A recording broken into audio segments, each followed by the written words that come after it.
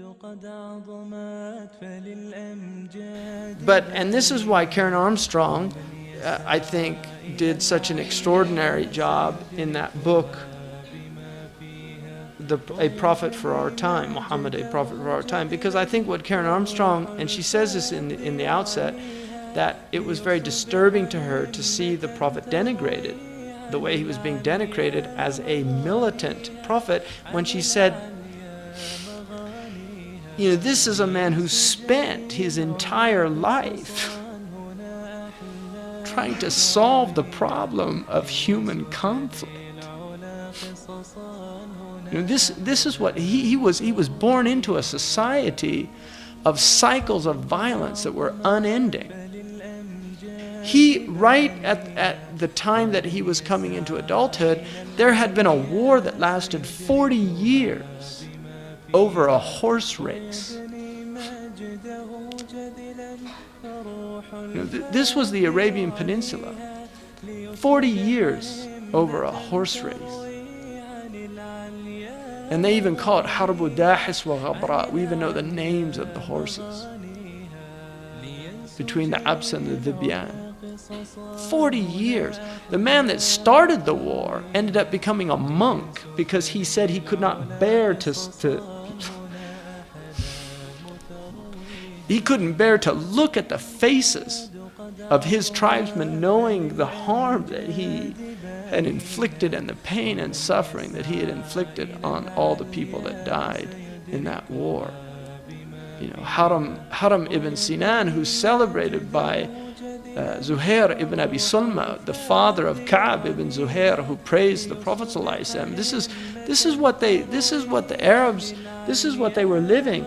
He wrote his great Mu'allaqa in praise of the men that ended this war by paying all the diyat of these people just to bring this thing to an end. So this is what the Prophet ﷺ was.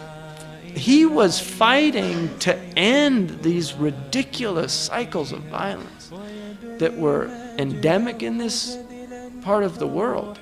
And that's why it's particularly disturbing to see Muslims fighting amongst each other and killing each other in the name of his religion.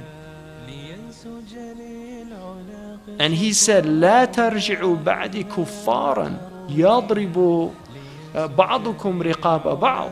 Do not return as ingrates, because the ulama say it doesn't mean kuffar, disbelievers, ingrates of the blessing of Allah that He united you.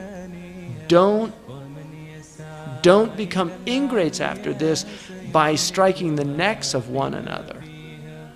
So it's important to know the Prophet ﷺ was not in any way a belligerent person. He was not militant by nature. He was actually quite the opposite. He was a very gentle person. He always preferred diplomatic means to resolve things, and we see this many, many times in the seerah. He also, if you look, in his 23 years, less than 1,000 people died in total. So all of these battles were not like we see today, where in one day that number happens or more. It was a very different time. They were very chivalrous people. They honored chivalry. They fought face to face. They confronted on the battle. They did not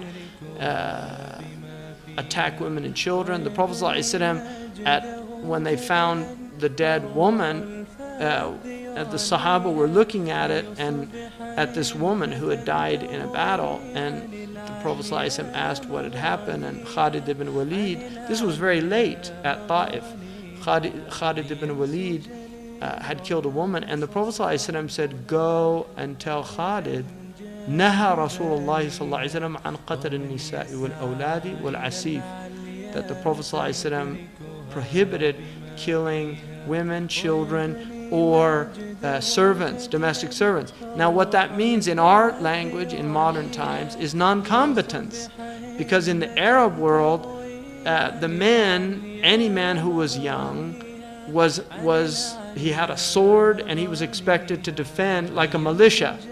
So when the Prophet ﷺ said that, and that hadith, by the way, is mutawatir in different variations. There's over 50 Sahaba that narrate that hadith.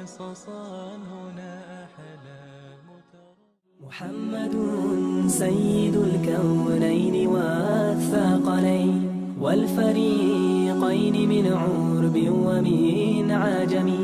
محمد سيد الكونين والثقلين والفريقين من عرب ومن